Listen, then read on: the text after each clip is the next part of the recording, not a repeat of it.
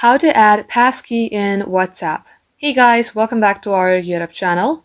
In today's video, I'm going to show you how easily you can create or add a new Passkey in your WhatsApp.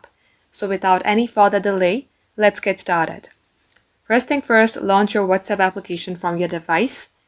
Then get logged into your specific WhatsApp account number.